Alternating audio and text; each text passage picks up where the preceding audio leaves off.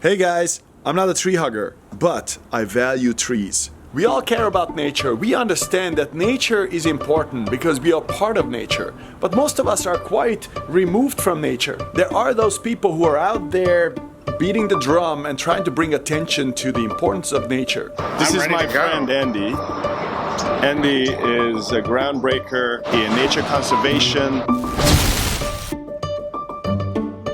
Andy, this tree, I came across of it, I thought about you. This is an old baobab tree, and I'm on Kubu Island, and that's in the middle of the salt pans in Botswana. It's a pretty extraordinary tree, and I knew you would love it.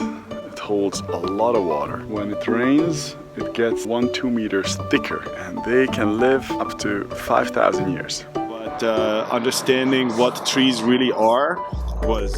This tree of Renako is about 500 years old. Why it is so interesting, it's one of the largest trees in South America. These are all the roots, they all belong to one tree. And these roots actually coming out from the top of the tree, going down into the ground. So it's basically growing from top down. It's unbelievable. It's very easy to climb. You can really gain some height here. It sucks up a lot of water, helps keeping the water levels, also make sure there are no huge flash floods, just like any other tree. This does a great service for the environment and the surroundings and for the people. And all this stuff. I learned a tremendous amount from him about trees. He brought a different narrative to trees in my life.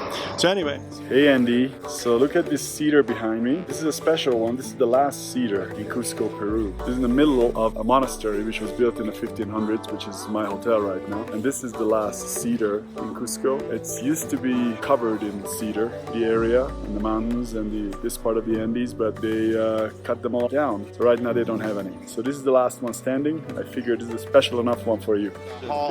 Science over the last 10 years is showing that these guys are communicating with us. Plants, everything is communicating with each other. They're sharing protection, they're sharing warnings, they're sharing antibiotics to protect each other from diseases, and they're doing it with humans. We're just a little more dense.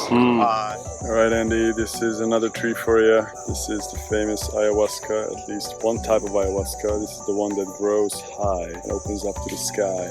There are about 17 different type of ayahuascas. This is one of them. I thought this would be a fitting one for me to record.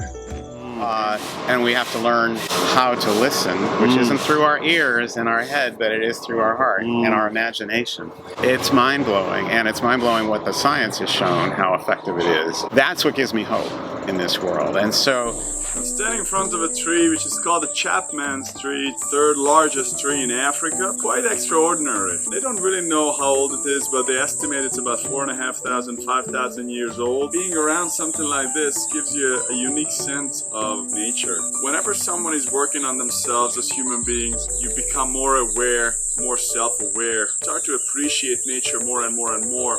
Forest, the research has been focusing on trees and forests. Their roots, the mushroom mycelium, the roots of the mushrooms, are an incredible communication network, water supply network and nutrient, antimicrobial, bacteria, and all that network that helps forests be healthy.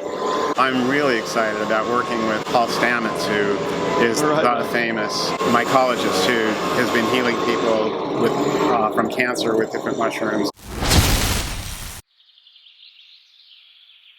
Anything like that is key for us to embrace if we want to be well, if we want to be better, more vital, more successful, and happier.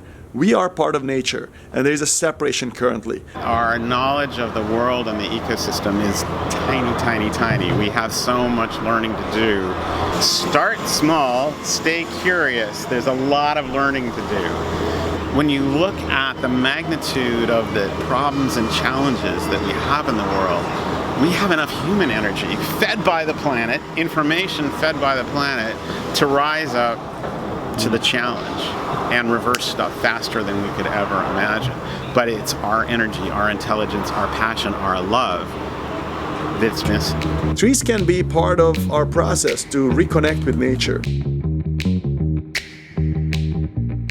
And then you sometimes come across some places where there are real giants that exist. And that's when you feel the real size of humans are tiny in comparison to those guys. Guys, thanks for watching. Really appreciate it. I hope you liked it. If you did, please push on that button. And if you haven't subscribed yet, please do. We keep putting out their content, which we believe helps people and the world to be more vital, happier, and more united. Take good care. Ciao.